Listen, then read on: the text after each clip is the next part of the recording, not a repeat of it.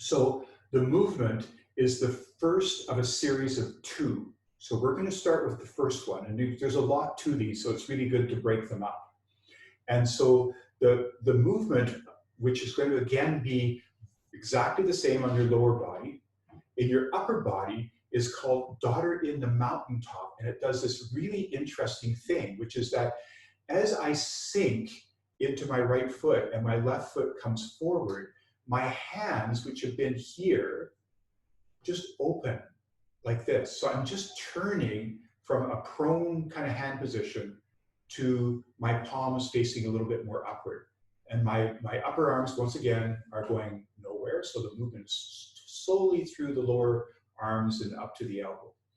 And then as I go forward, my hands start to lift and bring in this energy. So it's just as if they're scooping a little bit sideways. You can see it brings my arms just a slight bit out from my side, but there's nothing big about it. And so as I come forward at the apex, my left hand passes on the inside of my right hand. And they just, as if they're doing like two circles that just vector over each other.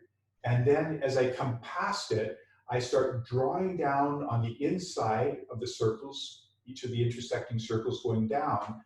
And I lead a little bit with the heels of my hands as I come down. And at a certain point, it gets too much effort about here. And so I just let them fall and open again.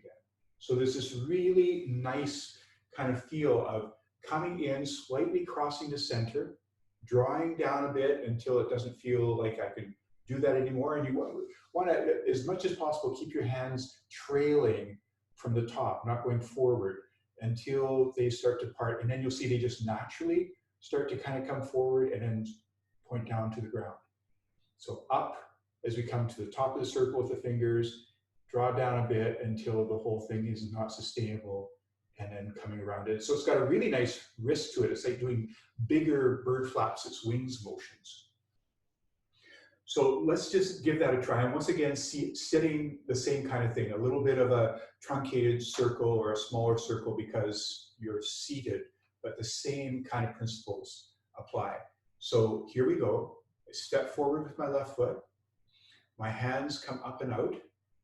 As I go forward, I come on the outside of the circle. As I'm at the apex, I'm just crisscrossing a little bit, coming back, dropping, and you can see my hands really, I've really got a real dropping out. So my arms are pretty much straight, like there's a little bit of that same kind of slight circle piece before I come back around again. And I'll just do that sideways so you can get the feel of that.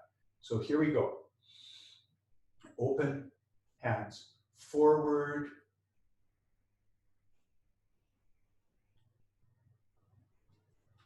and once again, once you've established the movement, and I've talked about starting to build from the bottom up, because this is a new movement to you, you'll also want to start coming in and checking about how much are my hands engaging with that heavy air feeling. That will really give you a much better way of judging whether you're going too fast, for example. Because if you just start really cutting through the air, you won't feel anything. But if you just slow down just the right amount, you can start to feel that there actually is something there to meet with you. And that's what you're looking for, to really get the feel that you're feeling that you're meeting with as your hands go through these motions. We'll do two more.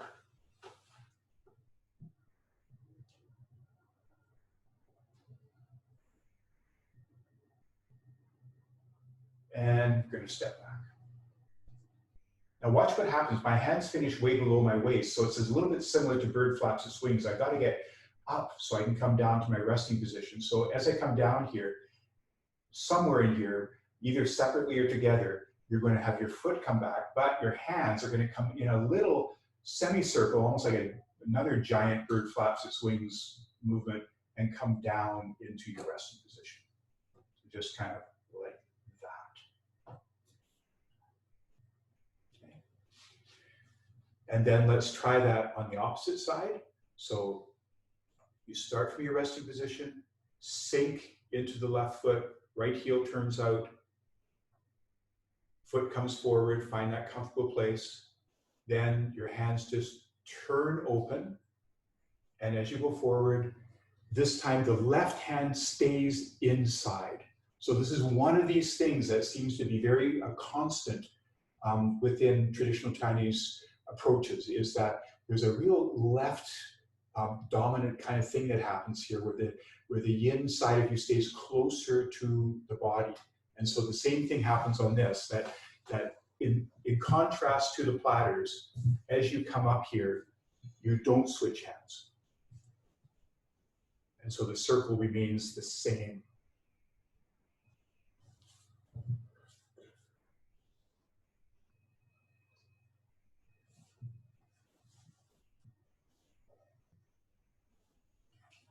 Just get that feel of engaging. So when you come with forward, your hands. When you come forward, does the heel lift? Somebody wants to know. Yeah, and this is the same kind of forward back motion as we've done with all of these stepping motions. You'll see my back heel is lifted, and then my toe is lifted. So the weight-bearing foot is on the front right now, and then on the back. And in each case, this foot on the back foot is now trailing. It's more the yin side, so it's going onto the ball of the foot. Now the front foot is more yin, because this is the weight-bearing side. And so there's more weight on the heel. So there's this movement of pressure back and forth. We'll do it one more time. Somebody wants to know, the left hand is on the inside on both sides. Yes, the left hand is on the inside on both sides. And then as you come to your finish, that little bit of a circle, and resting. And then we'll take just a little bit of time to do that final standing position, what's called the cosmic consciousness pose. A little bit was developed in the 70s, and so it's got a little bit of that era in it, is that you take your left foot, go up onto the ball of the left foot, take your heel of your left foot and rest it just on the top of that inner ankle bone, just gently. So most of your weight is still on the, I'm going to do it this way so you can see it again. Most of the weight is still on the right foot. It's the weight bearing foot. I could take my foot right off the ground, but there is a little bit of weight transfer into the ball of the foot on the left. It's kind of like a 70-30 balance of weight, you might say. And then your hands are going to come up, and once again, it's this thing of the left hand is going to be more inside. Your hands are going to come up until you get to that point where you see that my elbows are kind of in front of my shoulder joints. You don't want to go hunching. So if you feel like to get there, you need to start by coming in a little bit lower. That's absolutely fine. But find the place where you can kind of get that a bit of a sense of your forearms are a little bit parallel to the floor. Your fingers are spread like this, just a little bit, not too much, but just comfortably relaxed open. And then that left hand is going to come on the inside so that you've got two layers of fingers, like a little bit of a, what's sometimes described as a bamboo screen. So here we are in this position, and then your eyes are going to look down through that bamboo screen. So you're just going to let your chin tilt down a little bit. So you get a bit of lengthening through the back of your neck, which then should help you get a feel of a little bit of a lengthening all the way down. So you've got that little bit of a flattening once again in your lower back, which is connected to the chin just dropping a bit. And then your gaze is just gently, unfocusedly going down at an angle through that screen of fingers. And your attention is down into that Dong-Chen, down into that area below your belly button. And if you can find it somewhere there deep, like somewhere in front of your spinal cord, somewhere in your lower abdomen, well then you're really starting to kind of get a sense of where that location is.